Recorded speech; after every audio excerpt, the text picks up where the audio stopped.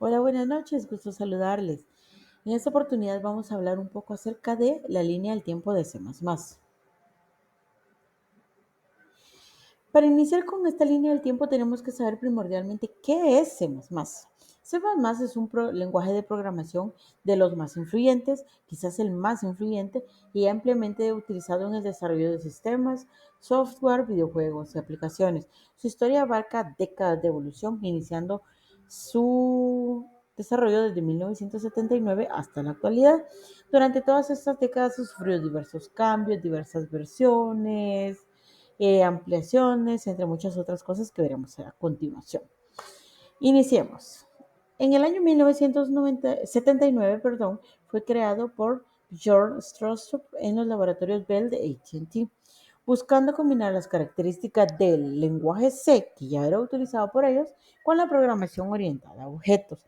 En este momento el lenguaje fue bautizado como C with Classes y su objetivo principal era mejorar la capacidad de modelar y reusar el código. En 1983 se le cambió el nombre de C with Classes a C++, refiriéndose a la operación incrementada de C y agregando funciones como herencias, poliformismos. También se le agregó otras funciones como la encapsulación y otros conceptos esenciales en la programación orientada a objetos. En 1985 se lanzó la versión comercial del lenguaje C++, marcando el inicio de una era en la programación que va pasando pues, por distintas etapas, incluida la etapa en la que se está trabajando esto. En el año 1990, C++ se convirtió en uno de los lenguajes más importantes en el desarrollo del software de sistemas y aplicaciones de alto rendimiento. Esto facilitaba la transición para los desarrolladores desde el programa C porque ofrecía un modelo orientado a objetos. En el año 1998 se publicó la primera versión estándar de C++. Se lanzó el estándar ISO IEC 14882-1998, conocido como C++ 98, que consolidaba la sintaxis y estructura del lenguaje y estableció las especificaciones oficiales del lenguaje.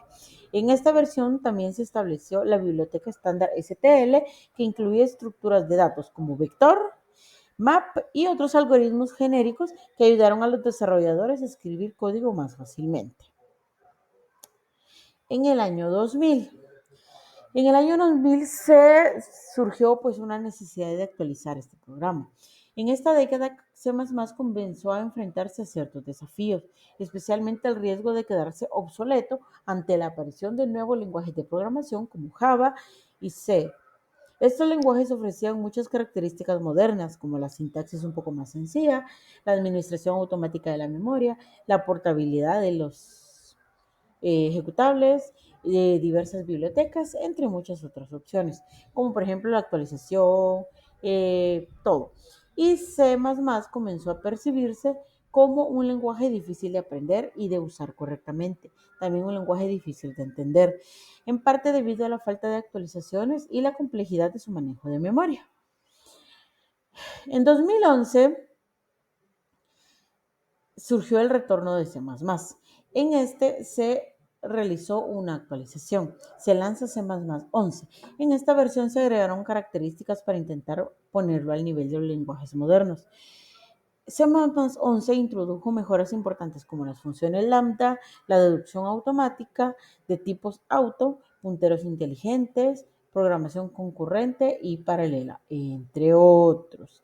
Pero lo más importante es que C++ 11 marcó un punto de inflexión porque demostraba que el lenguaje podía evolucionar, demostraba que C++ no solamente se iba a quedar en el lenguaje de 1979 al 2000, sino que no, podía llegar al siglo XXI y adaptarse a las necesidades modernas, además de que había la intención de los desarrolladores de irlo actualizando.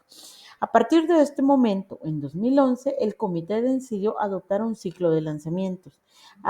Durante cada cierto tiempo se estuvieron lanzando diversas versiones, aproximadamente durante cada 3 años, eh, por decirlo de esta forma, refiriéndose así a una serie de actualizaciones en cada una de las versiones.